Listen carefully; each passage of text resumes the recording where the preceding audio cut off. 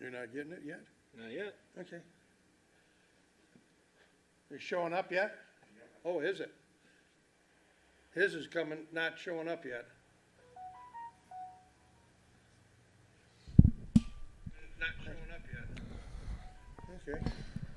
Hello, viewers on YouTube. This is Nelson, W8NWO, running the camera, and our meeting is going to start here in about 5 minutes. Thanks for waiting for us.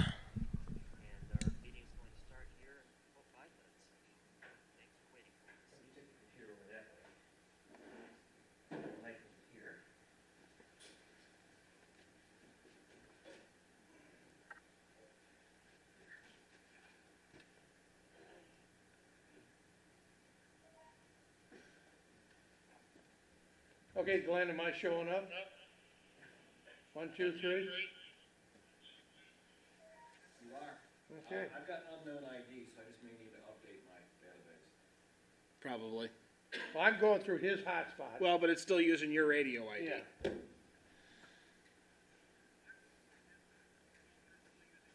So one of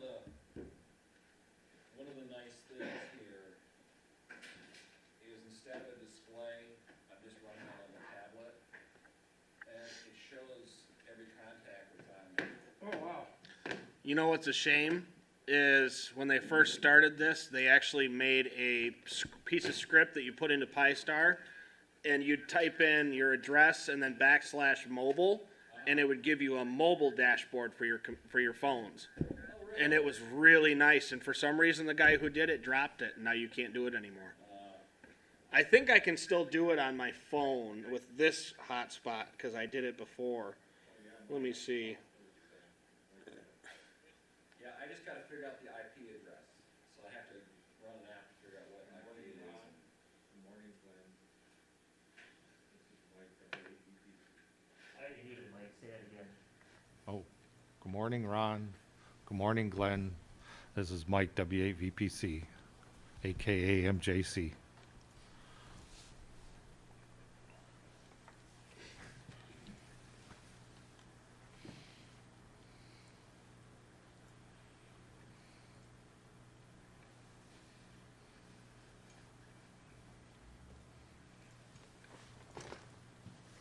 Hey, YouTube viewers, how does this sound?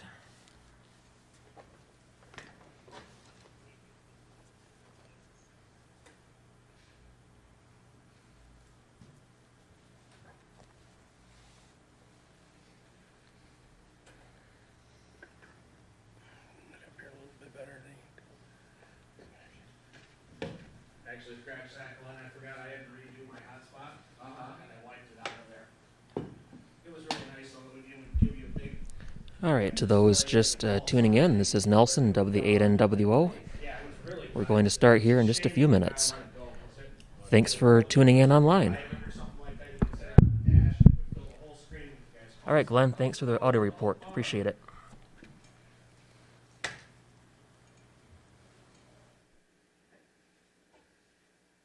this is really nice stuff they have here. You've got microphones and headsets for each PC. Rick Mark. I noticed, Joe, they only got the oh yeah, here they are. The phone drops? They got the phone drops all through here. For when it's the EOC. Yep. Wow, is that cool? Yeah, when they set this room up, they put a lot of thought in it before they constructed. Sure did. Generators on the side. Yeah, the Envis antennas out there further. So what do they have in terms of antennas? They've got...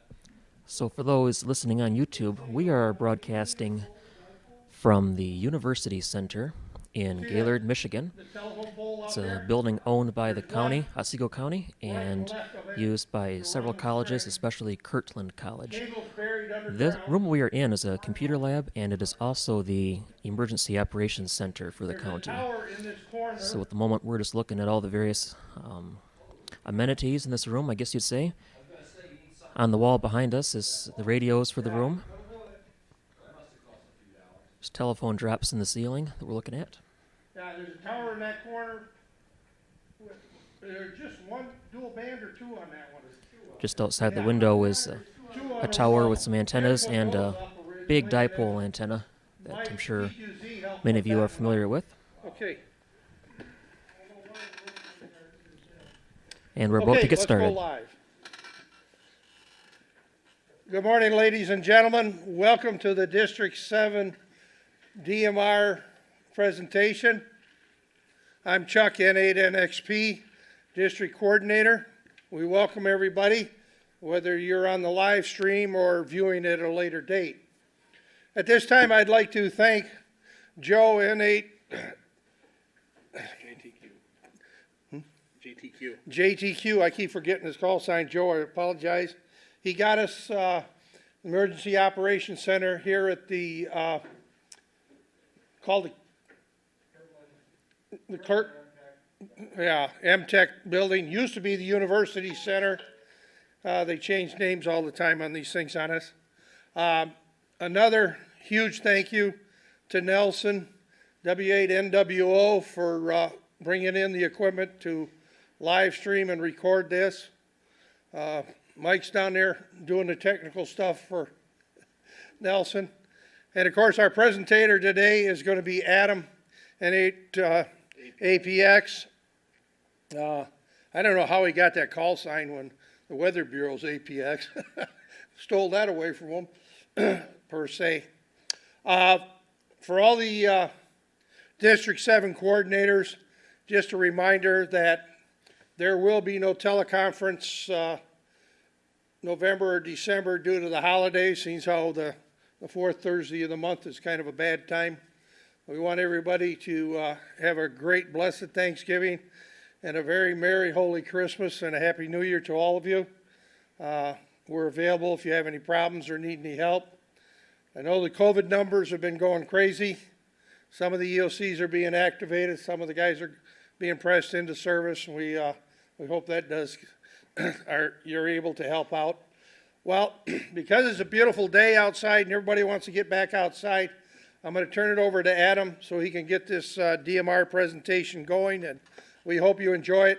For those that are out viewing the live stream, Nelson's got it hooked up so that you can, you got it hooked up to type in questions, correct? Correct. So don't forget, you got questions, type them in. Mike over there is going to be receiving them on the computer, passing them on, and we'll answer your questions as we go along. Okay, Adam, it's all yours. All right. Thank you, Chuck. Well, as Chuck said, for those who don't know, my name is Adam, call sign N8APX, and yeah, I don't know how I got that from the Weather Bureau, but that's the reason why I got it. So I guess I got it before they decided to request a call sign. So today's presentation is due to a growing interest of DMR in the District 7 area. We are coordinating with a few counties right now to set up repeaters and get guys trained on this. DMR is going to open up a whole world of new possibilities in emergency communications. So this seminar here is going to get you familiar with DMR, what it does, what it doesn't do, and hopefully by the time we're all done, you'll be able to program a radio and operate with it. So, I'm not a very good PowerPoint presentation maker, so I've taken a generic one off of the Miklor website, miklor.com. I believe it's miklor.com. It's a fantastic resource for DMR radios, any of the Chinese radios, programming software, documentation on how to program stuff. There's a wealth of knowledge on that website. So this is coming from that website, and we'll go ahead and get into it. So this is the very basics of DMR. There are some pretty deep things we can get into on DMR. We can start talking about IP data and stuff like that, but that's not what we're going to do here today. This is just the very basics, how it works, what it does, and what it doesn't do. So, brief history is what we'll cover, audio quality, spectrum efficiency, the way that we link these repeaters through the internet, repeaters versus hotspots. We'll get into hotspots. That's kind of starting to take off pretty big. And then we're going to do some basics on code plugs. Code plug is your programming of the radio. In the 800 world, it's called a template. It's just what information you put into your radio frequencies, talk groups, and we'll get into that. DMR was developed in Europe. It is a ETSI, European standard.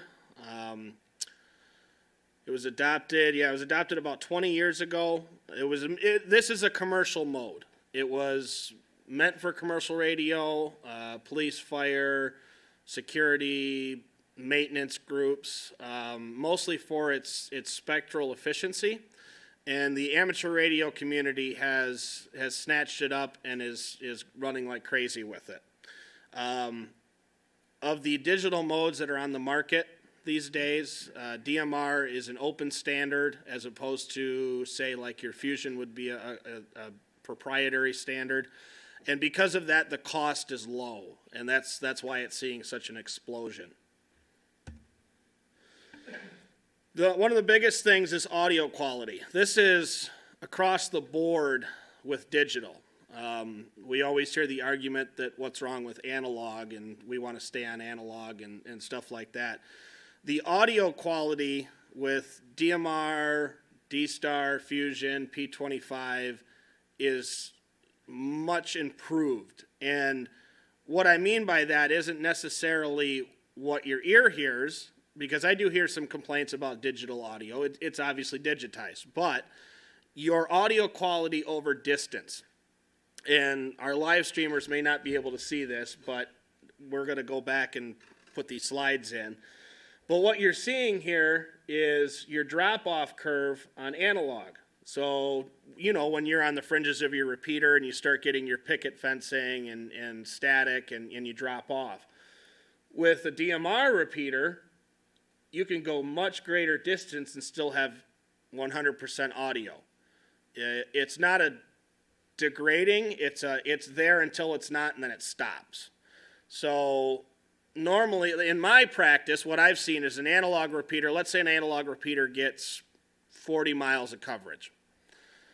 Usually, if you convert that to a DMR repeater, you'll see 55, 60 miles. It all depends. I mean, there's a whole lot of factors there, but the digital seems to extend that reach quite a bit. And as you can see, that that's what this graph is describing here is you've still got that 100% solid audio quality, even though your analog side would have already dropped off. So this is the spectrum efficiency. This is where you've got to have a need for something. This is where the need was when they first started doing DMR and some of the other digital modes is, they did narrow banding. If you remember a few years ago, the FCC came around and made all the public service guys narrow band, 25 kilohertz down to 12.5. DMR actually uses a 12.5 kilohertz signal, but it splits it up into two different channels. So what you get here is you've already satisfied that 12.5 kilohertz, but then you've added a second channel to it. And it doesn't make a whole lot of difference for us hams because we're allotted that whole 25 kilohertz section anyway. But what it allows for is basically two repeaters on one site. So what you see here is called time slots. Time slots is one of the most confusing things in DMR when people start learning it and they hear these words tossed around. A DMR radio, when it is in repeater mode, let's just call it repeater mode for the sake of the conversation, is simultaneously turning on and off for 30 milliseconds. So when you press the PTT button on your radio and you speak into it, that radio is actually transmitting for 30 milliseconds, then shutting off for 30 milliseconds. On, off, on, off. You never notice it, and the guy on the other end never notices it because that's enough buffer time where you don't hear a difference in voice. But what this does is it allows to have two separate channels on the same frequency, because you can run two channels and they alternate in those time slots. So while one is off for 30 seconds, the other radio will be on for 30 seconds. So what this means is, let's say you've got a high profile repeater and you decide to turn it into a digital repeater. Let's say you were talking about doing maybe Fusion or D-Star or any of the other ones. This will basically give you, and not even basically, it will give you two repeaters in one. So you can have one side of this set up for a local talk group, so you can just talk amongst yourselves. You can have a area-wide, a nationwide talk group on the other time slot. And what will happen is you can have a conversation on your local talk group, and the other guy down the street can have a talk group on the nationwide talk group at the same time, and you'll never hear each other. So you're getting two repeaters in one, and that's where this time slot jargon comes from, is because you can alternate two radios for those 30 millisecond slots. And this is more kind of how it works. So the radios, they synchronize themselves.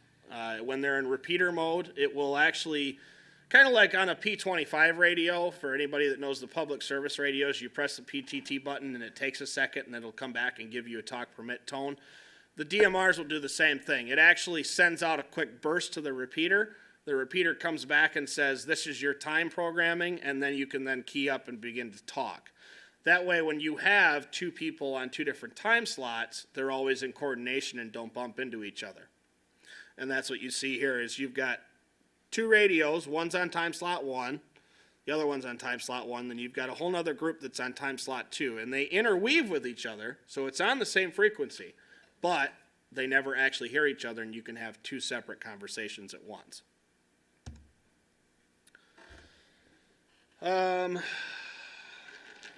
More on time slots. Yeah, it's just a kind of a continuation, but this is a good way to put it. It's like a duplex house. You can have two separate families that can reside in one structure, and they never interact with each other, but they're in the same place.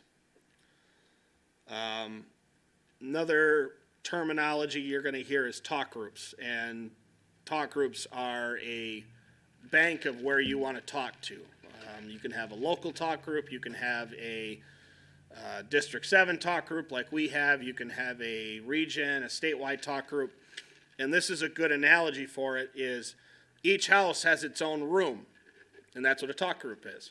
You know, you want to talk to just the guys in your city, you go to your local talk group. You want to talk to guys in District 7, you go to your District 7 talk group. And then you can go all the way up to worldwide. At the time of this presentation being done, it says there's over 1,500 talk groups. I'm going to tell you that's probably tripled by now. There's local repeater-only talk groups, network repeater talk groups, statewide talk groups, regional talk groups, and the list goes on and on. And everybody and their brother seems to be making talk groups nowadays, which is okay, because it kind of lets you have your own bubble, if you will, and you're not always bumping into other people. There's public safety talk groups. There's stuff like Parks on the Air talk groups. There is any hobby outside of this hobby that you could imagine. They've got a talk group for it, I swear. There's some general talk groups. There's rag chew talk groups. There's like the Hurricane Net has a talk group that they run. I could never spend time listing them here. We'd take all day. There's some good places to find the talk groups that you want to go to. There's web pages. Brandmeister has a list of talk groups. TGIF has a list of talk groups. And we'll get into those here shortly.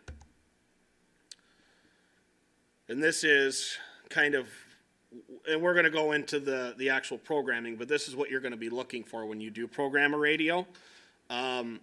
A talk group is just a series of numbers.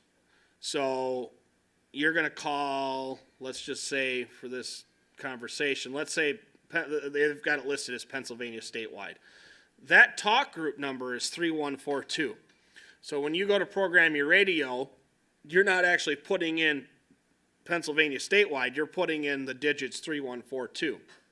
And when you key up your radio is telling the repeater, I'd like my voice directed to talk group 3142, and that's where it goes. So a lot of repeaters have full-time versus part-time talk groups. This is also referred to as static and dynamic talk groups. When you go into a new area and you pull up repeater book and you find a DMR repeater and it says I've got this talk group, and this talk group on static, what it means is those talk groups are linked to that repeater all the time. Normally, at least what I found here in Michigan and some other places is like time slot, because remember we've got our time slots. Time slot 1 will usually have a local, like city-only talk group. Normally it's talk group 2 or talk group 1. And then time slot 2 will have like a district-wide talk group and a statewide talk group as their statics.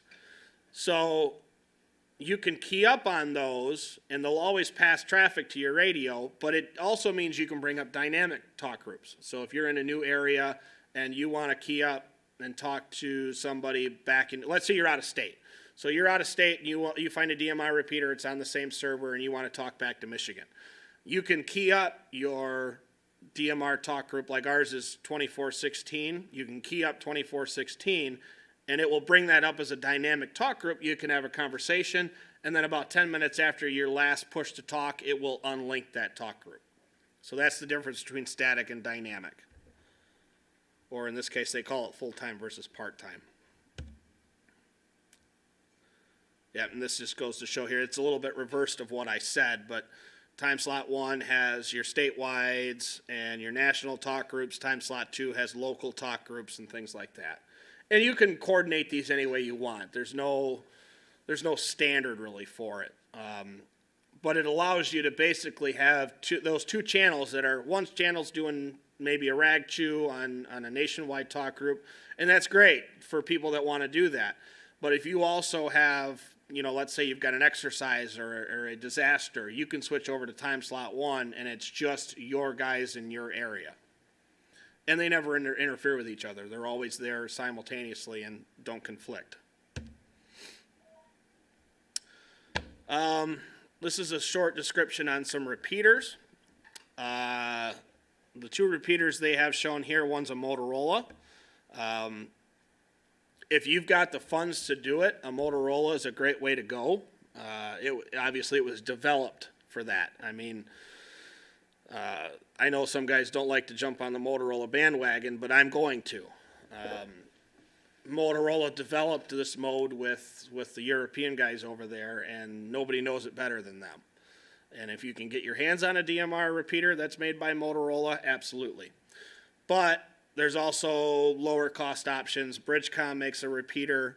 It wasn't at the time of this document being put together, but there's now controllers that are coming on the market that will hook up to just about any repeater that has a 9600 baud packet port on it. And we're going to dive into that when we talk about hotspots. I've got some stuff to show, and we'll get into that. But there is much lower cost options to do this now. We're not going to get into latency.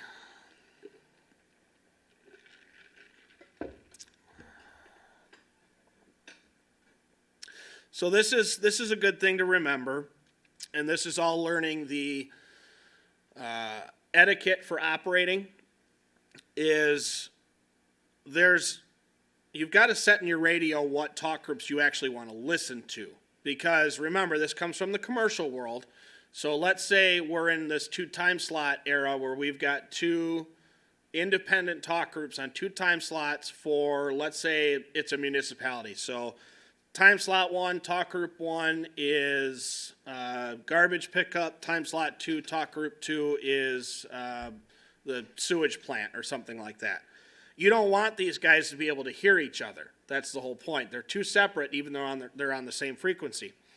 So you have to set a receive list. You've got to indicate to your radio what talk groups I want to hear traffic from.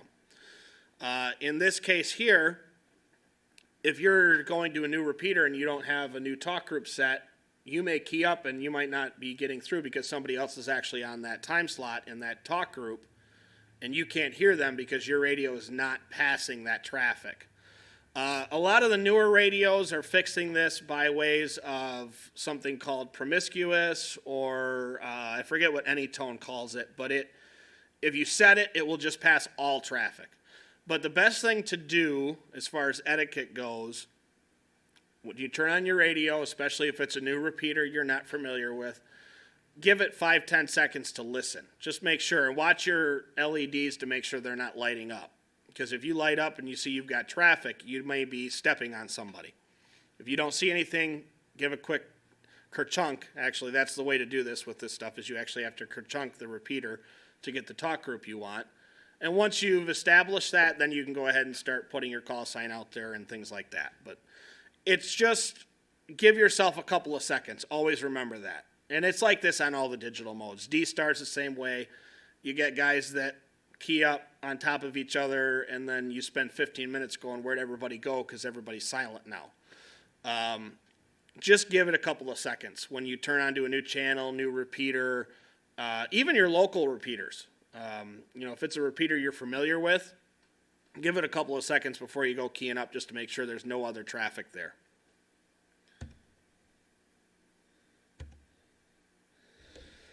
Okay, so we'll get into networks.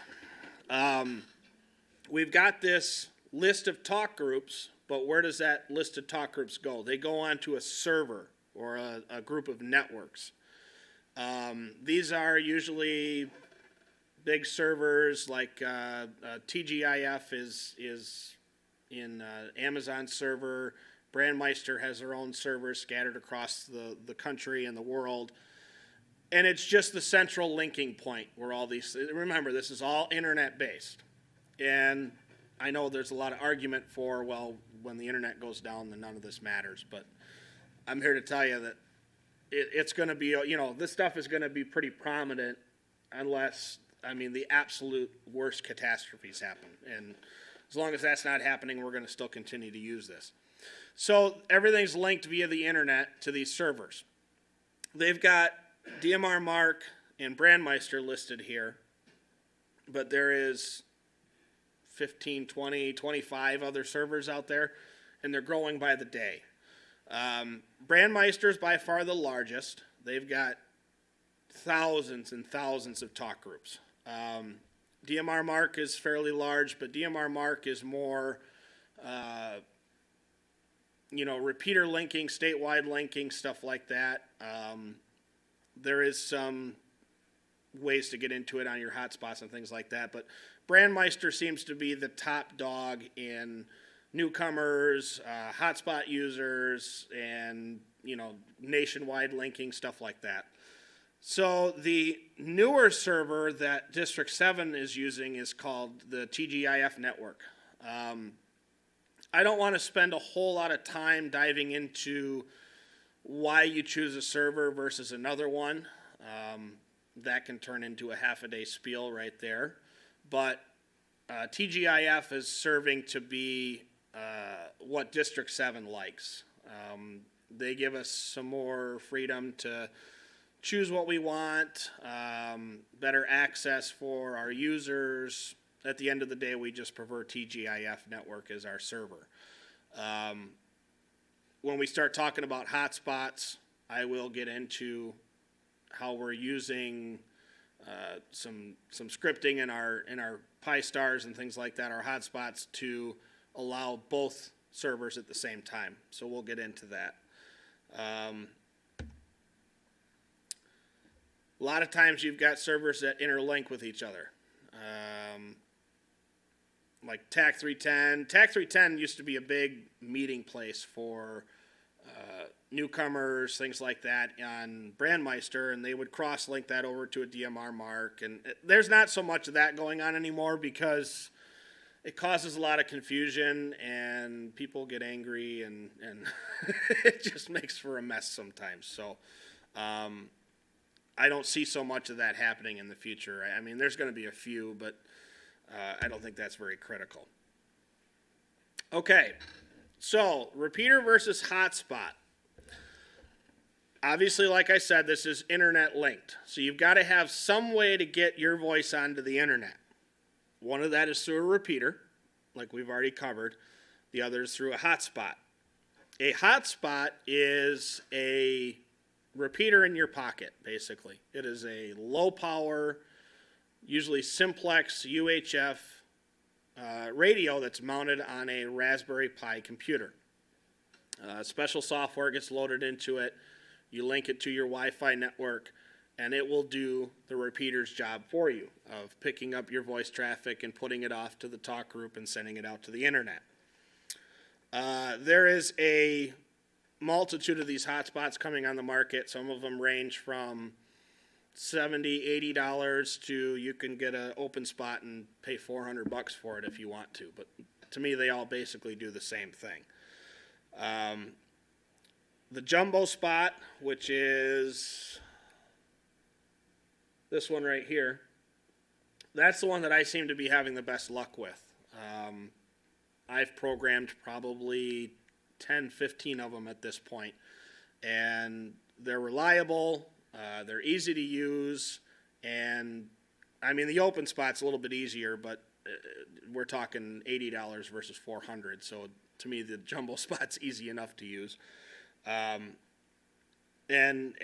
they're just, the nice part about these is it's portable. It goes with you everywhere. Chuck? Explain to them, that's the one that we're gonna be getting for all of the EOCs. Yes, that's right. So, Chuck and NXP was able to secure funds for purchasing hotspots for all of the EOCs in District 7. The hotspots that we're going to be going with are the jumbo spot variety, just because it is the best bang for your buck, if you will. They're just rock solid units and they don't cost an arm and a leg. So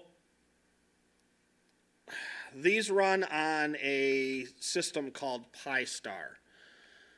Pi-Star is the way that you get it on is you buy one of these hotspots, you then go to the Pi-Star website, download the software, put it on a micro SD card, load it into the Raspberry Pi, and then you go through a whole setup of configuration, frequencies, call signs. We're not going to dive into that too much. But from there, you can then take that and plug it into your car, plug it into a portable battery bank, and with your cell phone Wi-Fi, you can take this thing anywhere in the world. So the reason guys like this a lot is, you know, you travel out of state or something like that, you travel out of the city, and you go to a new area, and you don't always want to tie up a repeater, especially if it's someplace you don't know and if there's a lot of activity on it. You don't want to tie up a repeater just having your normal conversation back to northern Michigan. So you take your hotspot with you, and you've got your own repeater right there in your pocket or beside you in the car, and you're not disturbing anybody else. And it gives more flexibility. You know, a repeater owner will set up a repeater that just does Brandmeister or just does TGIF, and that's it. You can't change that. With the hotspot, you can change that stuff on the fly. You can go from Brandmeister to TGIF to DMR Mark and any of the other ones.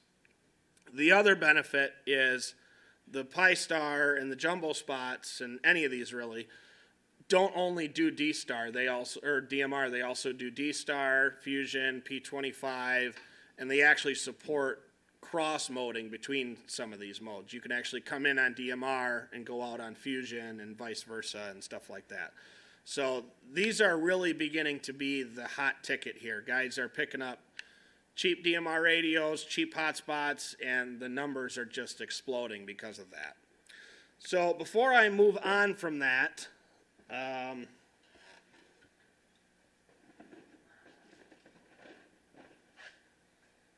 know the guys on YouTube probably aren't going to be able to see this too well, but the hotspot has kind of become a repeater controller as well. There's a guy, I believe he's on repeaterbuilder.com, that is taking the Pi-Star software and the basic format of a hotspot, and they're turning it into a repeater controller, and that's what this is here.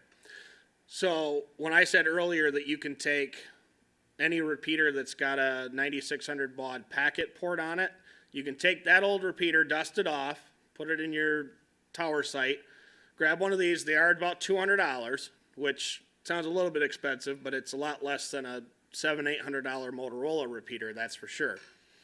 Plug this into your repeater and a little bit of audio configuration, stuff like that, and you've got yourself a full functioning DMR repeater. Also, you've got yourself a full functioning D-Star, Fusion, and P25 repeater. This is everything the hotspot can do. You're putting it on a repeater and putting it at a tower site. We've ordered this one. It's going to go in our site in Mackinac City. We're still waiting on a repeater for that, but once we get that, that'll come on air. And we're going to have ours set up to run DMR, Fusion, and D-Star all at the same time. You can do that. They don't intermix with each other, but all three modes are there and available. The thought on that is, you know, Mackinac City for us is a big tourist area, and we get lots of people that like to come up and visit. Me setting up a repeater there, I want somebody to be able to come up and no matter what digital mode they've decided to go for, they've got a repeater there that they can use, and that's what these allow for.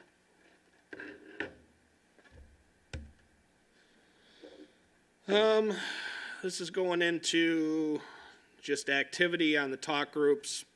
Obviously, your local talk groups are going to have the same activity as your analog repeaters will, or stuff like that. You know, it's your guys around you locally. The nationwide and the worldwide talk groups, man, they don't stop. They go 24/7, 365. Anybody who's been on HF and digging around for a contact, it's the exact opposite on DMR. You go on one of the nationwide talk groups and you can pull out 20 contacts in 10 minutes. There's always somebody there.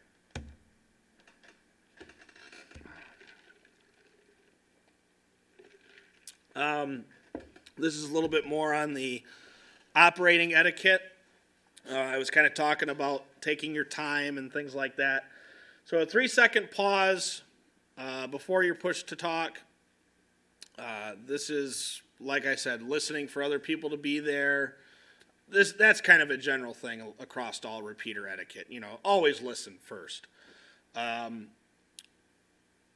1-second pause after you push to talk. So this is just like the P25 radios. You push the radio, or you push the push to talk. It sends a data burst to the repeater. The repeater sends one back and says, all cleared, you go ahead and talk. And it will, 9 times out of 10, these different radios will give you a chirp or a tone to let you know that you've been permitted to talk. Time slot use, we went over. Talk group use.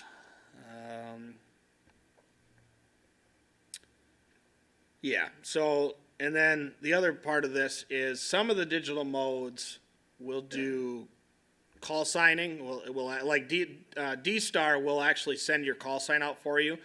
And in terms of the FCC, they actually consider that good enough for IDing. DMR is not that way yet.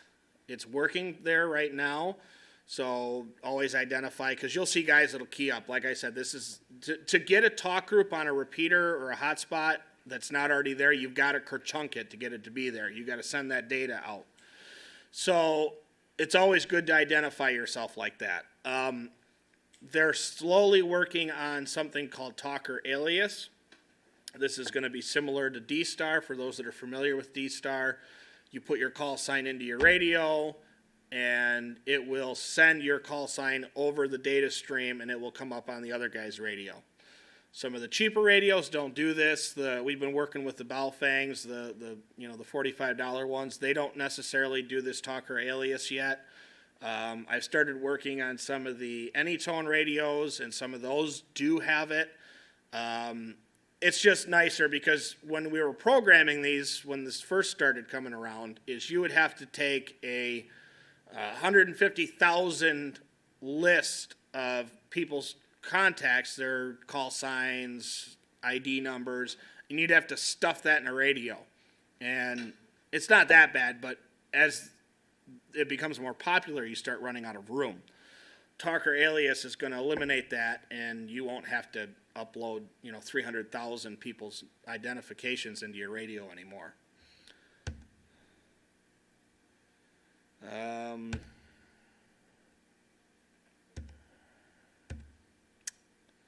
see here. Okay, so now we're going to start getting into the programming. This is where a lot of guys get turned off. DMR's cheap in comparison to Fusion and D-Star at, $300, $400 a pop. But this is where guys usually tend to fade out because it sounds like it's incredibly difficult. I'm here to tell you, once you get it figured out, it's not bad. You just got to give yourself the, 20 minutes to sit down, figure out what the terms are, where stuff goes. From there, it's really simple. So the contact list, you're going to have a talk group name and a talk group number. So back when I said like our talk group number is 2416, so you're going to get a screen that shows you, let's see if I can point at it here.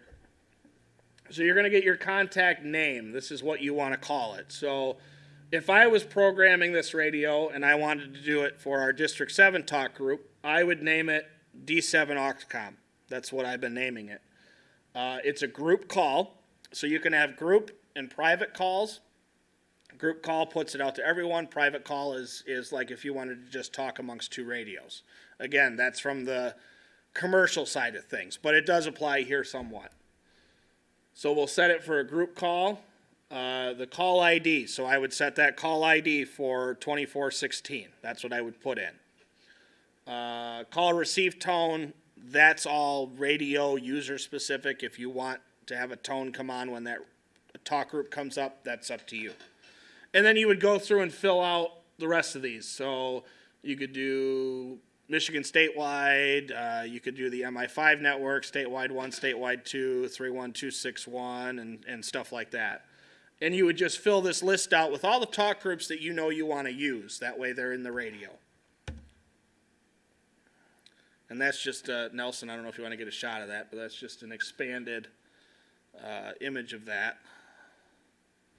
Leave that up there for a second, and I'll point again. So your contact name would be what the name of the talk group is, group call, the number of the talk group, and then any of the other pertinent information if you want to alert tone or anything like that. Okay. So you're going to usually get into, and let me see if they've got a picture of this. Okay, yes, they do. So this is normally what you're going to be presented with as far as programming a channel. Your channel mode is going to be digital. You're going to have two options, analog or digital, because all these radios do analog as well. So you're going to set your mode for digital. That should automatically fill in your bandwidth. I've never seen one that doesn't. It'll automatically populate to 12.5. Scan list. I don't think we're going to get into scan list because it's not going to be pertinent. That's for if you get into zoning and it's more in the commercial side of things. Squelch, obviously, you'll set your squelch to normal. Let's see here. This one looks a little bit different than mine. Timeout timers, that stuff, that's all basics from analog radios. You'll set your channel name. So, okay, RX frequency and TX frequency. Depending on what you're programming for. If this is a repeater, obviously you'll want to use your repeater frequency. If you're doing a hotspot, 9 times out of 10, this is a simplex hotspot. So my hotspot sits on a frequency of 433.375. So if I was programming this, I would put in 433.375 and 433.375. I don't see it on list, but a lot of them will say DMR mode. And under that list, you will see simplex, repeater, or dual slot. You're never going to worry about dual slot. That's, again, commercial stuff, and it's more in radio to radio. But you're going to want to set on your hotspot, you're going to want to set that to simplex. Because the data stream that the radio sends out, that on and off, 30 milliseconds, is different in simplex than it is in repeater mode. So if you set it to repeater mode and you go to a hotspot, it's not going to send the right data out, and you're going to be pulling your hair out going, why doesn't this work? So if you're programming to a hotspot, and it's a simplex hotspot, there are duplex hotspots out there, but most guys usually go for the simplex ones. You're always going to want to set your repeater mode to simplex. So we've got contact name, the group list, color code. That's one thing I didn't see this discussed in the first slides, and I apologize. I've thrown this all together pretty quick, so I'm seeing a lot of it for the first time too. Color code is, the best way to describe this is think of it as your PL tone on your repeater, your old analog repeaters. So you'd have a PL tone of 107.2 or something like that. This, they call it a color code, but it's actually a number. In the amateur radio world, it's almost always color code 1. And this is just to let the repeater and the radio know that they're both trying to talk to each other and allow traffic to pass. So if you've got a repeater that's set to color code 1 and you set your radio to color code 3, they're not going to communicate with each other. Again, that comes from the commercial world of trying to make sure certain groups don't bump into other groups. That's another factor in this. But in the amateur radio world, it's almost always color code 1. If it's not, normally they will tell you otherwise. That's about all on that. The rest of that is all just basic stuff from the analog days. Yeah, go ahead, Chuck. Okay, on that color coding for emergency services, is that where you would change over so that only the people working the EOC would be able to talk, or are you going to leave it wide open? No, because your EOC is going to be on talk group, let's say it's talk group 2, you're on a local talk group at your EOC. But you want to talk to the SEOC in Lansing. You're going to use, probably for that, you're going to use like MI5 statewide 1, which will be 31261. They're both going to have the same color code, but they're basically two separate channels is what you're using, even if it's on the same frequency. So your color code's always going to be set to 1. Does that make sense? A lot of these code plugs will have zones in them. So if anybody's worked with a P25 radio, this should ring true. Your zones are basically just groups of channels that you want to put in different boxes. So let's say, for instance, my radio, I have a zone that is, and this is both analog and digital. You can set both of these. These radios all do that for analog and digital. I've got one zone that's just analog repeaters, and I put all of those repeaters into this zone. I've got one for DMR repeaters, and I put all those into one zone. I've got one for my simplex hotspot. I put all those into one zone. And I've got one for my duplex hotspot, and I put all those into one zone. So that way you can go to these zones, and you can have 50, 60, 70 channels in your radio, sometimes more, but you can go to just a specific zone, and you only have the 3 or 4 that you need there. A lot of guys will also do this based on location. So as we start building out the code plugs for District 7, you're going to see a zone for, like maybe Emmett and Sheboygan County. You're going to see a zone for Otsego County. You're going to see a zone for Grand Traverse County and stuff like that. So that way you can select it as you're in different areas. You can select different zones, and then you only get what's in that area as opposed to the 200 channels you've got on your radio. It's a way of simplifying things. And this is a list of zones here. So you've got all of the available channels. So these are obviously channels you put in. So you've set your frequencies, you've set your names, you've set your talk groups, and now it populates in this window here. And you just drag these over to the zone. So I would label this zone, we're in Gaylord, so let's call it Otsego. We'll just label this Otsego. I would move all of Otsego's channels, whether that would be analog repeaters, DMR repeaters, anything. I would move them over to this, and they would populate into that zone. That way, when I drive down to Gaylord, all I do is switch my radio over to Otsego, and there's the 5, 6, 7 channels that I want for that area, and it's not clogged up with everything else.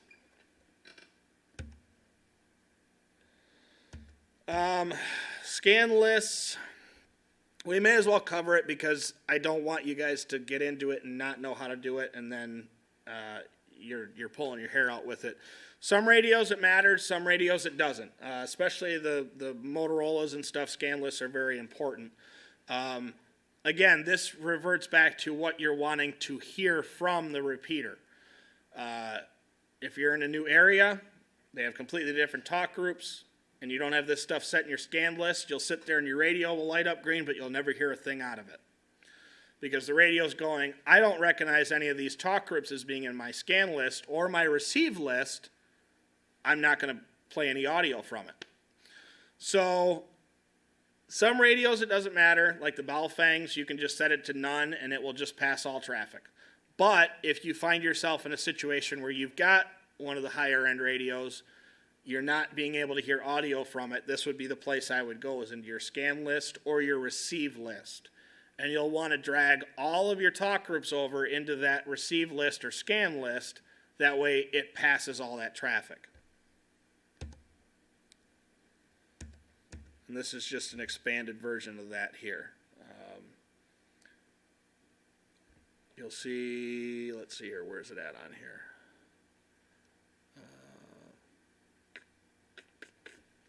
Oh no, I can't find it.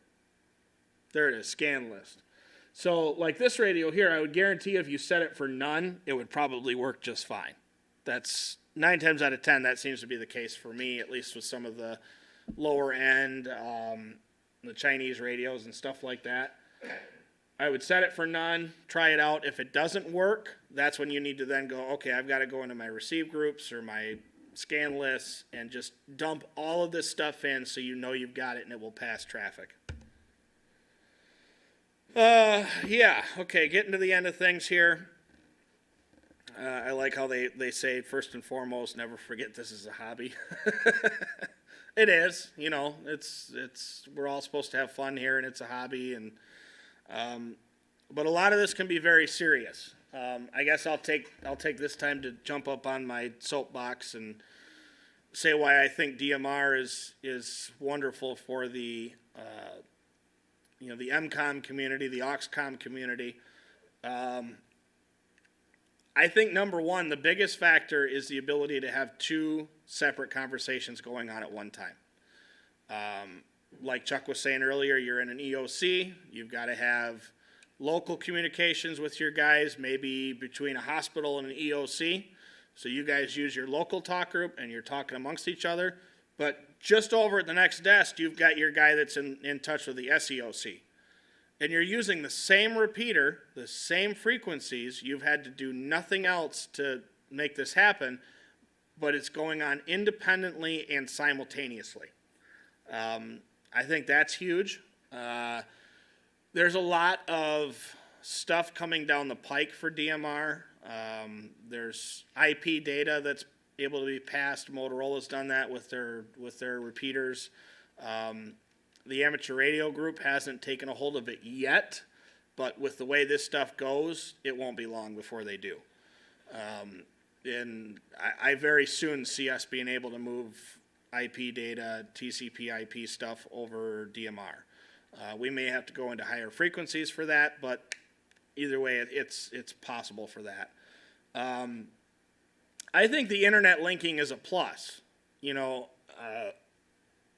Think about some of the stuff let's look at this year as for COVID. COVID was the emergency I don't think we ever seen coming. It wasn't what we trained for in tornadoes and disasters that wipe out all modes of communication. You know, COVID hit and it was a disaster, but the internet stayed up the entire time. And I think most of us didn't have to really make our way into an EOC, but if we would have, and we needed to communicate across each other, DMR would have been a fantastic way to do it because the internet was still always there. Obviously, if you get a massive storm that takes out a whole, you know, county's worth of power and the internet's down, yeah, you're going to go back to your analog. You're going to go back to your HF. That's a given, I think, across the board. But for right now, when things are good, the internet's up, it's a fantastic way to communicate. You get lots of efficiency out of it. The audio quality is very good.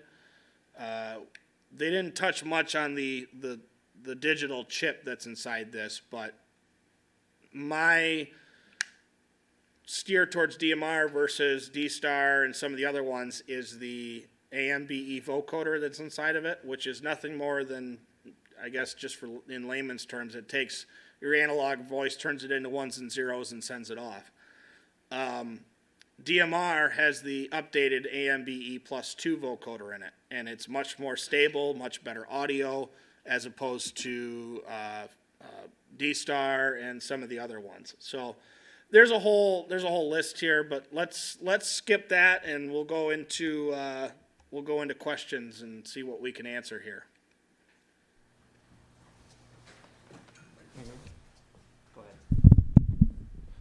Okay, Adam, great presentation so far.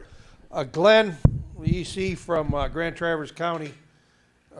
Nelson, if you'll scan in on his page there, Glenn can explain what he's brought along with him, what he's doing.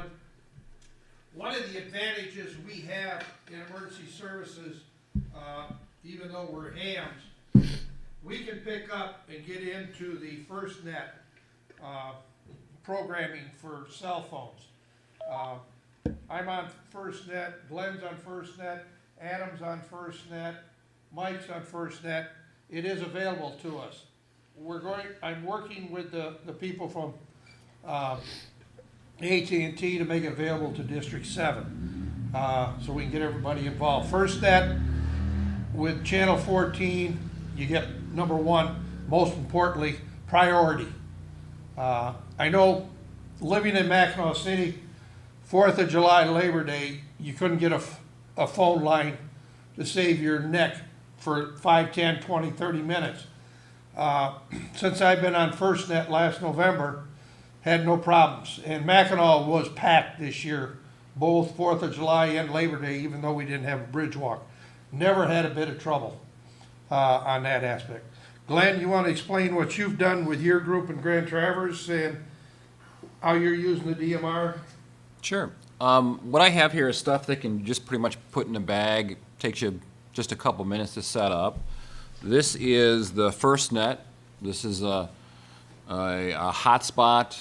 I get anywhere from 20 to 200 meg service in Grand Traverse County. Right now we're running about 40 megs in the building, inside the building. And this is the Raspberry Pi. Again, it's something you can put in your briefcase. I have a little power bank here, probably run this for 2 days with this power bank. You have a little antenna here. And the program is all on this little itty bitty chip here. So I basically turn this on, it automatically logs into the internet. Here I have a TYT DMR radio, and we talked about kerchunking, so when I turn this on, I just tap the button, I hear a little sound noting that I'm in.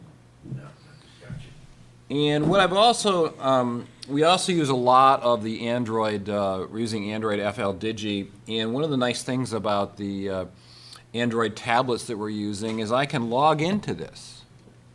And it has its own little web page, and I can see who's been calling in. It shows the person's call sign. So I know sometimes if you're in a rush, you didn't quite hear that call sign.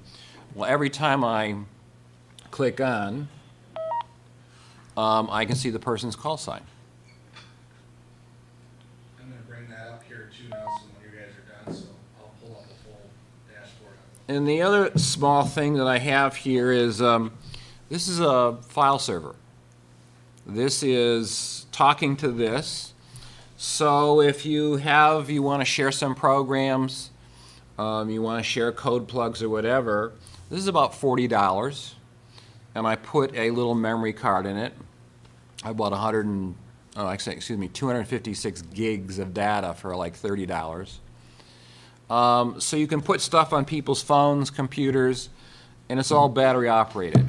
So basically you can kind of walk around if you're one of those locations where you're doing it on the trunk of a car. You're very portable. And so that's kind of our little setup here. Again, my laptop is showing what files and data that if I needed to give that to other people. And this will work with anybody. If you're working with police or fire, their iPhones will work with this and they can get documents loaded into it. So I'm trying to make it more data-centric, being able to share information quickly with people. And, again, we want to be current. I think the real importance of this is talking to your neighbors. If you need help, you need to talk to them. And I think that's one of the real benefits of this. I think it's more of an EOC kind of a thing. I don't think you have to have everybody in the field running around with DMR. But in terms of command and control, it's the way of doing it. We do have a portable DMR repeater, thanks to Mike Clary, that basically you can put in the trunk of your car and you have 5 or 10 miles of range where you can be talking to anywhere on the planet. And you can do that mobile. So we're again trying to do it, but again, this is not that expensive. This Bofeng I got for $50. I think I got this on sale for $80. And the Pi Star and case and all that, I think I spent about $130 for all of this. So it's not a relatively in ham radio, it's really not a lot of money. And that's kind of one of the reasons why we're going for it is I can't ask people to spend a lot of money for new equipment. I've got to make it cheap for the T-Barge members. Well, I think that in the ham community, this is very important. Back in, after 9/11, D-Star was the big program, and we worked on it. The only problem with D-Star was very expensive. And as Glenn just showed you, this year is still less than one D-Star radio involved. So it is excellent for the Emergency Operations Center. If you've got a communications trailer, I know like our CCE, CPSCO group, we're going to this avenue. It brings in more activities for everybody. And I mean, like Adam has been explaining, this is not, these Pi Stars are not just DMR. They will do D-Star, they will do Fusion, and they will do P25. So that makes us much more usable out in the field when we start working with other agencies. Saturn, Red Cross, even now the Weather Bureau is getting really involved, especially I know in District 7. So this makes it so much nicer, affordable for all the organizations to get together and being able to do it and still have excellent communications. By using the FirstNet, you have all of your internet connections right there with you. And we're not guaranteeing the internet won't go down. Last December and January, the UP experienced that. Some of the land internet systems stayed up, but anything that was under a generator, towers and such, they had problems up there. They don't have FirstNet fully functional up there, so that's a problem. We did, earlier this year in July, had a storm in Emmett County. We found the AT&T towers over there. We could do voice, but we couldn't do any texting or internet. So everything's not 100% yet, so we rely on the radio situation to take care of that. But it's up and coming.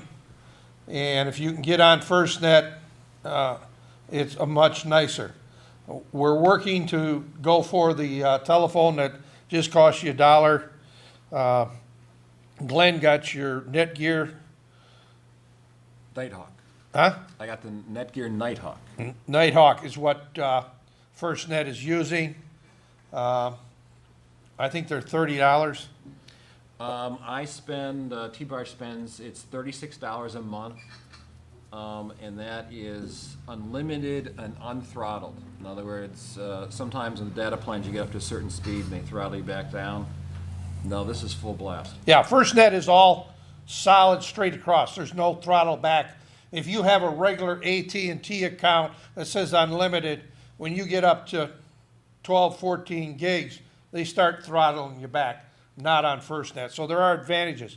The average cost of FirstNet, depending on what you're doing, like I've got a Samsung phone, I've got the hotspot, and it's $56 a month. You can go higher or lower. Now and then, I had to pay $5 a month for my phone. Anybody else that's not on FirstNet was $25. If I'd have wanted to go to an iPhone, I could have got it for nothing. I'm not an iPhone lover. I like the Androids. Everybody has their choices. Again, this is what's nice about DMR. There are a number of manufacturers that you can purchase your equipment from. He's got a TYT. He's got a Bofang. Let's discuss that for a minute. Huh? Let's discuss that for a All minute. right. Adam's going to go back. Nelson, you can put me right here. We'll slide this over. So, we've got a few different ones here. These are, as far as not going into the Motorola realm, these are your difference between cheap and expensive. This is one of the $50 Baofangs. It's a DM 1801. Everybody turns their nose up at Baofeng usually. I'm here to tell you this is not your typical Baofeng. I've actually been very impressed with this radio. It's still a little bit clunky. You know, you can tell it's definitely a Chinese radio, but it performs well. It doesn't have a whole lot of spurious emissions. I've checked that. I've checked that with a couple of the ones that we've come through. And they actually did a pretty good job with this radio. And it's only about $50, and it gets you into DMR. This is an Alluance HD1. This is the other end of the spectrum. This is $200. This is a higher powered radio. This is actually a 10 watt HT, 10 watts VHF, 8 watts UHF. It has GPS in it, so any of these digital modes, you know, we were talking about doing data over them. GPS is just about standard on all of these now. If your radio has GPS capabilities, it will go into the DMR network and it will go to APRS, it will go to the other person's radio and update location settings, stuff like that. So this one has GPS in it, plus a few other bells and whistles, and this one tops out at about $200. In the world of mobiles, we think of DMR and we think of handhelds because that seems to be where it always goes. Chuck has brought along his Anytone 578. This is a mobile radio, 50 watt tri-bander. This is 2 meter, 220 and 440. 578 Pro. Yeah, 578 Pro. That's very specific because we found that out. There's a 578 for, what was it, $399? $299, and then there was the 578 Pro, which was $399. If you can swing it, get the Pro. What this radio does, and we're still learning this and testing it and figuring out all the bugs in it, This radio will turn your analog radio, like let's say you're out at an event and you've got a bunch of guys and they've all got analog radios. This radio will convert everybody else's analog radio into a DMR radio. It does cross band and cross mode. So you can come in on analog and it will go out on DMR. Same thing, you can have this tied to your DMR repeater. That DMR signal will come in, it will get transcoded over to analog, and it will come out on an analog radio. That's huge for, if you've got an event and you want 8 to 10 guys being able to use the DMR radio, because you've got to also link that to another location, but you've got guys on the ground that only have analog radios. You can set this up and convert that over to DMR, and they will talk amongst each other. That's a really big thing, and it's just starting to come to be. There's not a whole lot of deployment on that yet, but it's coming. This is, without being a Motorola, this is obviously the Cadillac of DMR radios. If you can swing the $399, by all means buy this radio, because it is packed full of features. It does analog APRS. A lot of the radios nowadays are coming to be APRS capable. This one has it. These two do not. This one will do it over DMR. There's talk groups. There's actually talk groups on most of these servers that are APRS capable. So you'll key up, it'll go to a DMR talk group, and then that will spit it out to the APRS network. So if you want to go that way, you can go that way too. But the thing that I want to make the difference of here, so this is the pinnacle here, right? At $399. Well, this is a Fusion radio that I bought not too long ago. This is just about $399 for just the handheld. So when we're talking about outfitting large groups of people or EOCs, Fusion has always kind of came along as being the top dog, at least recently. I've got to argue that at $399 for, or I think this was like $370 or something like that when I bought it, but almost $400 for this 5-watt HT would have bought me a 55-watt mobile tri-bander that does 10 times more stuff. Or I could have only spent $50 and been on the air. That's the biggest thing for me. If you've got, if you're trying to get a whole club or a whole EOC outfitted, and it's between a $300 radio or a $50 radio, I bet you they're going to go for the $50 radio. And that's the biggest factor there. Chuck? Okay. I want to give a little bit of advice to everyone. If you're going to go to your emergency manager and ask for funding to get DMR radios, this is the bad thing. Do not embarrass yourself. Please don't embarrass yourself. Don't go in with a Bofang Chinese-made radio. They cannot, by law, fund you with a Chinese radio. It's already was put out here in July that don't even try it. So I just want a heads up for everybody to understand that nice inexpensive radio we're using, the feds will not assist and help your EOC out with that Chinese radio. So I don't want you to be embarrassed or anything, because it's a great deal. Don't get me wrong, it's a great deal. So your organization will have to come up with the funding on that. I'm not sure what the Anytone. The Anytone is a Chinese radio, but it's also part 90. It's FCC accepted. Yeah, so it's an FCC type accepted for commercial radio too. So the Anytone Mobile is a 578 Pro. 578 Pro. There's two ways of getting them. $399 through R&L down in Ohio, or you can go directly to Bridgecom, and sometimes they'll throw a bunch of other stuff in with it.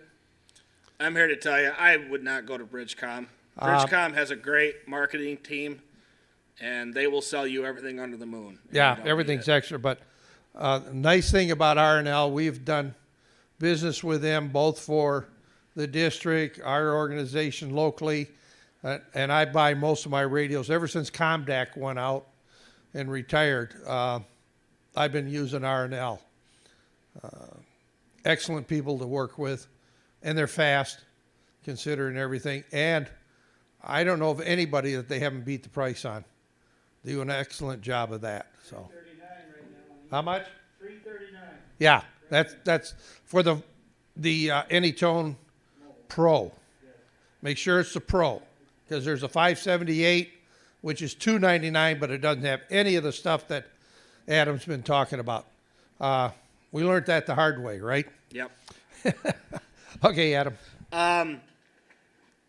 So, just to kind of touch on what you were discussing there with the not being able to buy the Chinese radios, I don't know how many of us are actually going to the state and trying to outfit a whole organization anyway. I mean, maybe, but I know we're not. Normally we request that our members, you know, that's the whole beauty of amateur radio, is the guys are already equipped with their radios. That's why we're a vital piece, because we come fully prepared. So I wouldn't worry about that too much. You know, I would steer your guys to buy the $50 radio. I mean, if funds are low, then that's going to be the place to go. But if you, for some reason, get EOC that wants to completely staff you, then go pick up a bunch of Motorola's. I mean, you're not going to go wrong there, that's for sure. But that was a good point. There really isn't any other manufacturers out there besides Motorola that's not in the Chinese market. Anytone, I think, would count. They do come out of China, but they've got a huge outfit here in America, and like I said, it's all Part 90 certified through the FCC, and they've went about it the right way. So let's go into the Pi-Star side of things real quick. Glenn touched on it, so I decided to pull it up on the big screen. I'll have Nelson zoom in on it here, and we'll just go through this real quick.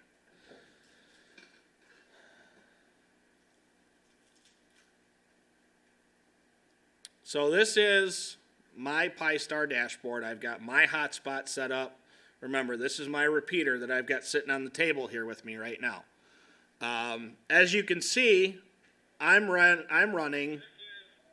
Well, we're getting a call right now. If you see that popped up, that would be Jim, W8NSA.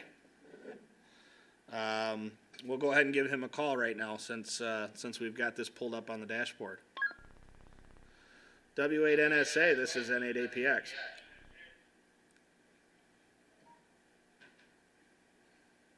N8APX, W8NSA. You're making your premiere on YouTube right now.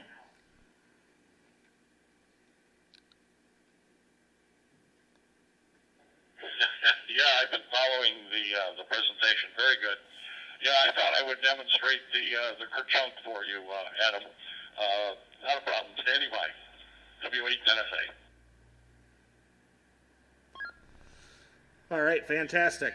Well, we're going through the dashboard right now, so this is good because we're getting a real live image of what transpires when two people are in a QSO. Thanks, Jim. We'll catch up with you later. W8NSA, N8APX. So you could see in real time myself and Jim going back and forth on the dashboard there, our call signs popping up. So you're going to see these numbers here. You're going to see your duration, your loss, and your bit error rate. DMR especially, that bit error rate is very, very important. With the jumbo spots, the cheaper hot spots, they're a compromise. They're a cheap radio. They sometimes aren't quite on frequency like they should be. So you'll key up your radio, and this bit error number will be 5, 6, 7, 10%, and it will be lit up red. That's a problem. Let's just go through and show you how to correct that, because I'm sure guys are going to be setting this up and they're going to want to follow this along or whatnot. So you would come into your configuration, and your Pi-Star will pop up with this requesting a password and a username. The username is always PI-STAR for PiStar. The password is always raspberry unless you change it. I wouldn't change it because that's just the way they all are. You'll come into this expert tab, and then you'll find where it says MMDVM host. MMDVM stands for multi-mode digital voice modem, and that's what all these are. If we can get it to come up here. And we're going to scroll down to the modem section. You notice I have modem here. And you're going to look down 1, 2, 3, 4, 5, the 6th bar down. You're going to see RX offset and TX offset. Like I said, these come and they're usually not spot on their frequencies.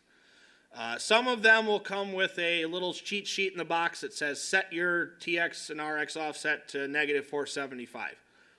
Some of them won't. -475 seems to be the pretty good magic number. This gets guys close. There's a whole slew of ways you can fine tune this even more, but I would start with -475 and see where it gets you. You can see on mine, I've done that fine tuning and I found -425 seems to be good for me, but they're all a little bit different. I would start at 475 and make small adjustments from there.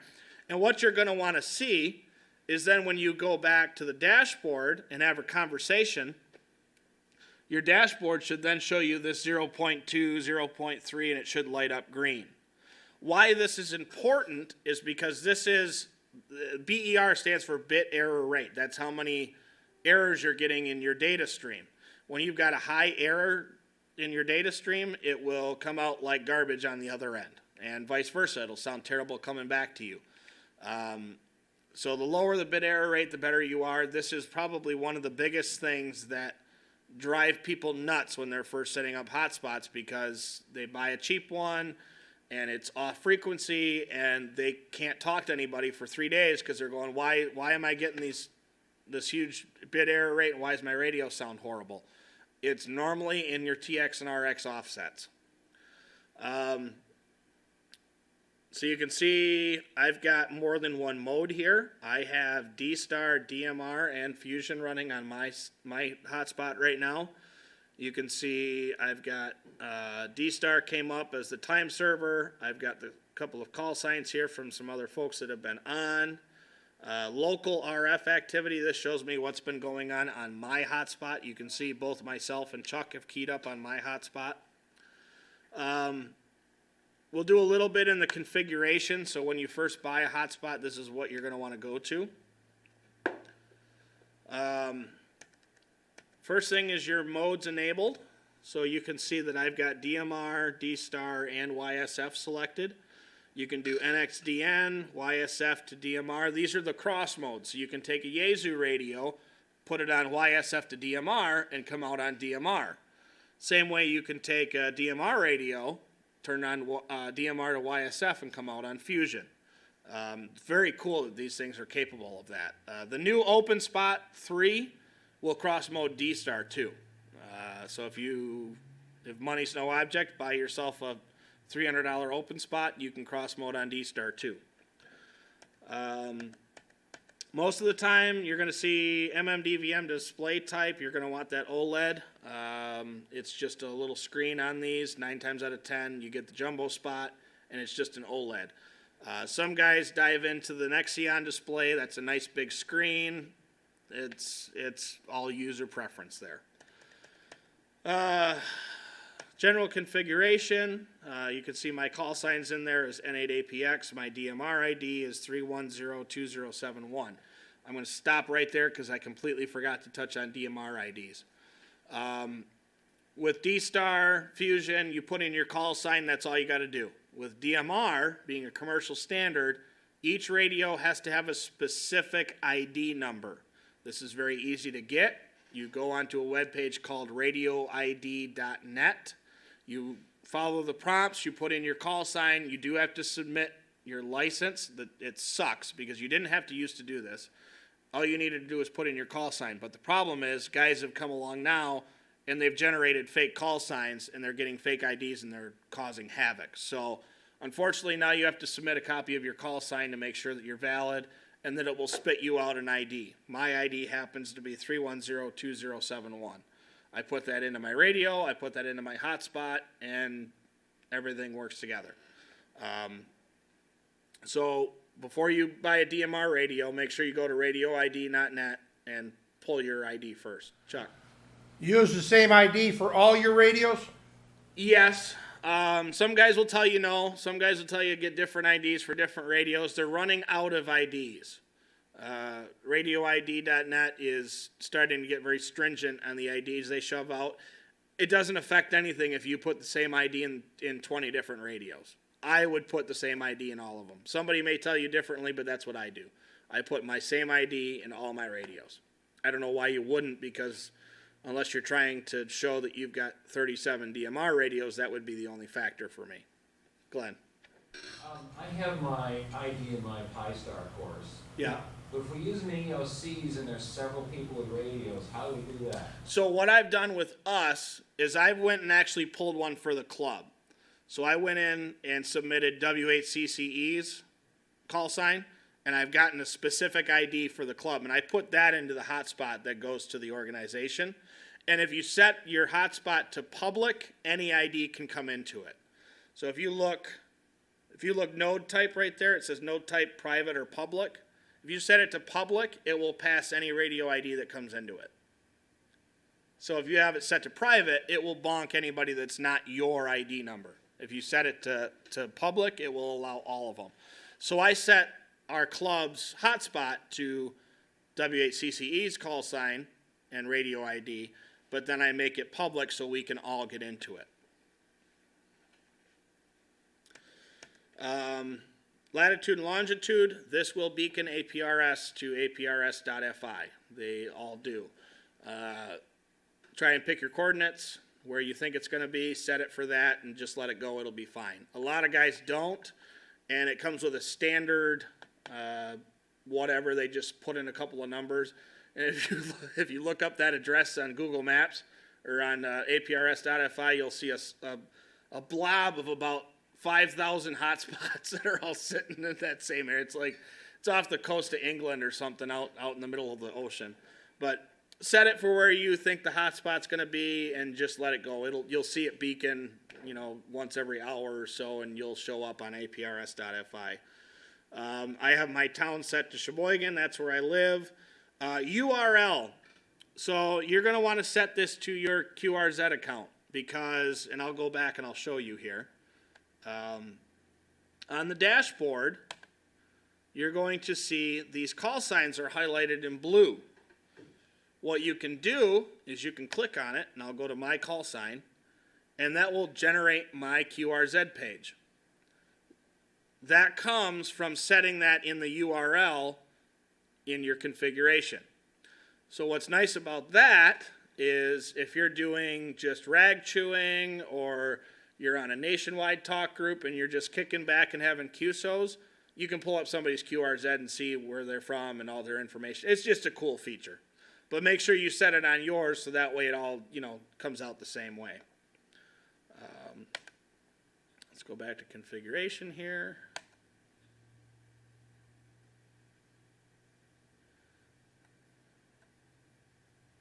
Okay. Radio/modem type.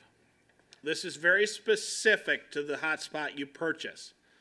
If you buy a jumbo spot, basically just the jumbo spots, you see I have STM32-DVM/MMDVM-HS Raspberry Pi Hat GPIO in there. That's a whole bunch of gibberish, but what it means is I've taken the STM32 board, which is what comes standard with the jumbo spots, and it's seated on a Raspberry Pi, so it's the GPIO, it's not a USB. If you get something other than that, it should tell you. You may have to do a Google search on it. I'm not entirely sure. I've never tried to do. I know the ZUM spots, a lot of guys get the ZUM spots, and that's listed in here. You'll see right there, I got it highlighted. MMDVM HS ZUM. If it's not just a regular jumbo spot, it should tell you, I'd have to figure.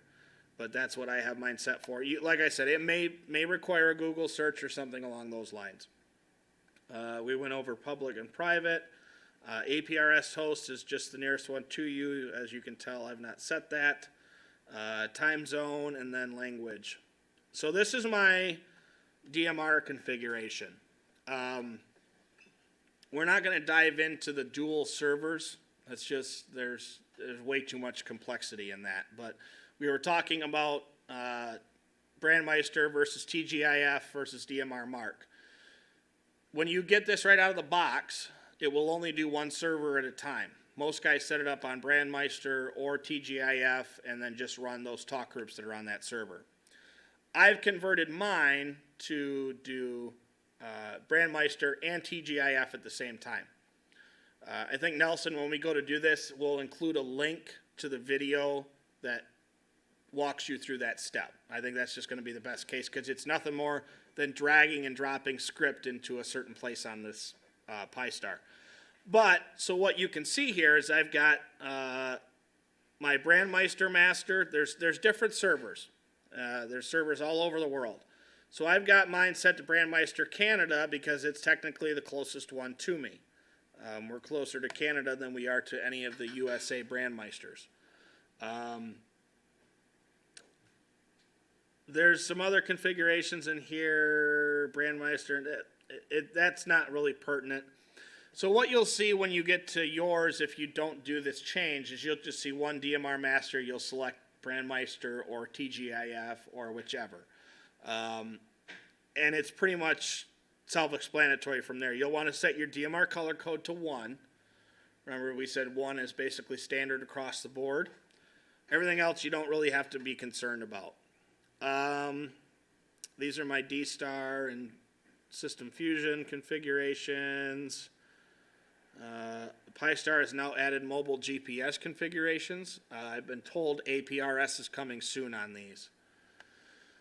Let's go into the wireless configuration. A lot of guys first get these and they try and set up their Wi-Fi on them and they will go insane because they don't take Wi-Fi information or you get the wrong directions. What I've found, when you first get your hotspot, if you buy one and you just start setting it up, normally in the box it'll tell you you've got to take like the USB card or the micro SD card out and stick it in your computer and do a whole bunch of configuration. Don't do that. When you first get it, power it on, give it about 15 minutes. Let it sit there and do nothing for about 15 minutes. Go to your computer, pull up your Wi-Fi networks, and you're going to see one there that's labeled PyStar. After about 10 minutes, this hotspot will generate its own Wi-Fi network. Click on that. The password is Raspberry. Put in Raspberry. It'll come up. It'll tell you have no internet, but that's not important. Open up your browser. You'll type in 192.168.50.1, and it will bring you up the dashboard. It's just a local IP for that hotspot. From there, it'll say, I've got no mode defined. Please pick a mode, and then you'll get to this screen here. So what you'll then do is you'll see down here in the wireless configuration, you're going to see Configure Wi-Fi. So you'll click on that. You'll go to Scan for Networks, 10 seconds. Just let it scan for a few minutes, or 10 seconds is what it actually is. And you'll see here in a second, down at the bottom, we'll populate a whole list of available Wi-Fi networks. There they are. So, obviously, if you're at home, you're not going to have 15 Wi-Fi networks like we are here in the University Center. But you can see the top one on that list is my cell phone Wi-Fi. I've just got it listed as my phone. You will select that. Once it's selected, up here, and I'll point here too so you guys can see, in this area it will pop up, and this PSK line will be empty. That's where you're going to enter in your Wi-Fi password. So whatever your Wi-Fi password is, whether it's on your phone or your home internet, you'll type that in, you'll press Save and Connect, and it will save, but it won't connect. I'm here to tell you, it will not connect. It'll sit here and it'll light up red and it'll say no internet. A lot of guys will go over to reset Wi-Fi adapter, and they'll press that, and it'll reset 3 or 4 times. And they'll go, I still don't have any internet. I'm telling you right now, just unplug it and plug it back in. I don't know why, but it doesn't like those commands, and it will not reset the Wi-Fi adapter, at least in the ones that I programmed. Once you've got it saved, and you know your information is correct, save it, back out of that, just unplug it and plug it back in. From there, it should boot up, and unless you have a mode defined and it tries to talk, you won't know the IP address. That's the whole thing of getting into this dashboard, is you need the IP address. So what I use is, you can get them on your computer, you can get them on your phone. Just download a Wi-Fi analyzer, and it will tell you the IP address of everything that's connected to your network. Mine happens to be 192.168.43.14. I type that into the URL bar on the browser, and it pulls up my dashboard. From there, you can go through and start your configuration. And I think that about covers it. I mean, that's enough to confuse everyone, so we'll leave it at that. There's a few other things in here. You can get into it on the SSH and stuff like that, but we won't dive into that. But if you've got your configuration all set up right, you should see your modes light up green. You should list your frequency. That's one thing we didn't cover. Let's do that real quick. Picking a frequency for your hotspot. Don't pick a repeater frequency. You know, if you go to set your hotspot for 442.375, you're going to be keying up on a repeater somewhere, probably in Stutzmanville, because that's our repeater. But you get what I'm saying. You want to go down to the lower section of the ham band, but you also don't want to get into the satellite area.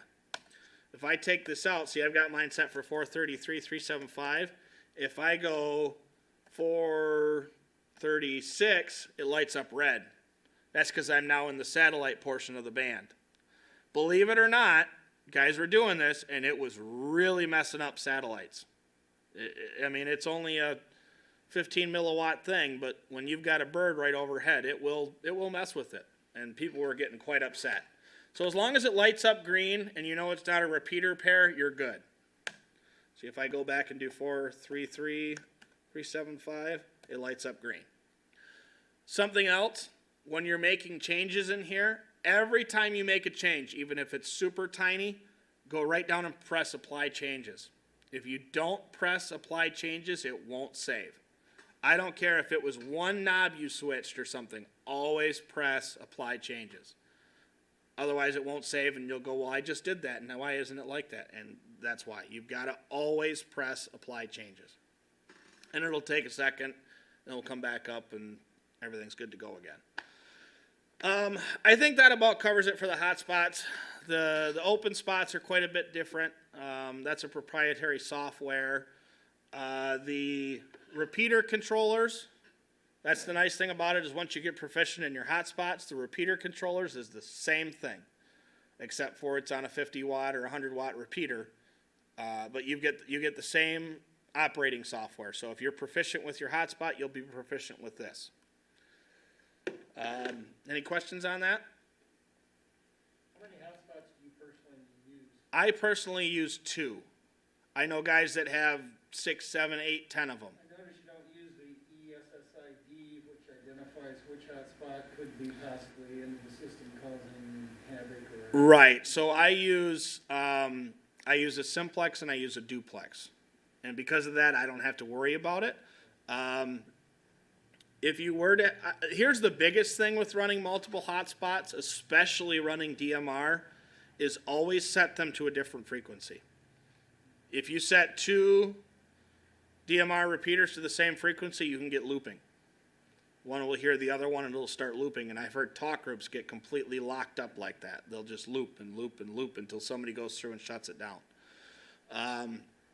So I'll set, if I had 2 simplex ones, I would set one for like 433.375, the other one for 432.375. You know, give them a little bit of spacing. You can set, you know, your SSID to a 1 or a 2. That I don't think that's going to hurt anything. I know guys do that. It's just something I don't do. Chuck? What about the dual 5 stars? In regards to, VHF, UHF? I mean, it's the same basic setup. The only difference is your frequencies will obviously be a different split. If you're doing a duplex hotspot, I would suggest going like my duplex hotspot. I do have set kind of close to the repeater splits. I have it set at, what do I have it at? It's at 440. 1125 or something like that. I knew there was no repeaters there. And then I went all the way up to 449 as my input frequency. Because you got to remember, these are 2 antennas sitting right next to each other. If you go with a standard 5 split, it doesn't work so well. Go wide. Go as wide as you can on that. It makes it much more efficient and it doesn't garble things up. Other than that, you just got to select your modem to be a duplex, which it'll talk you through that when you buy one. Pretty much. Glenn? I learned an important lesson about having a backup Pi-Star. And one of the things that I've learned is to back up your setup when you get it working, back it up and save it to your Yes, PC. absolutely. And then I just formatted another one. I mean, the cards are like $8 for a 16 gig card. So I crashed mine. Yeah. And I always have a backup in my bag here. Push it in and you're back up. Yep. Just in case the system gets strained.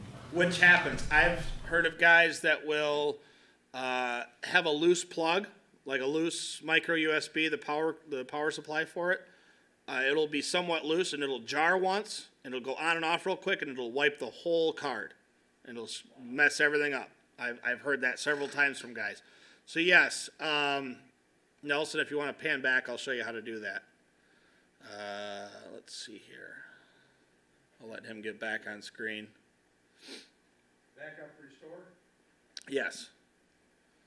So once you've got everything configured properly, you know everything's working, click on Backup Restore, and you'll see Download Configuration. You just press Download Configuration, and it will just save a copy of this to your computer. And what Glenn's doing is he's taking another micro USB card, sticking it in his computer, and he's just taking that file and moving it over to the new micro USB card, and he's just keeping that on him. Should something fail, he pulls the bad one out, he sticks the new one in, he's off and running again. But even if you don't want to go that far, do still save your configuration, because you can goof something up, and at least that way you can go back to your computer, sit down, and re-put in the same configuration. And you would be done doing that with restore configuration right there. So absolutely go ahead and do that. That's a very good thing, and I'm glad you brought that up. Anything else on hotspots?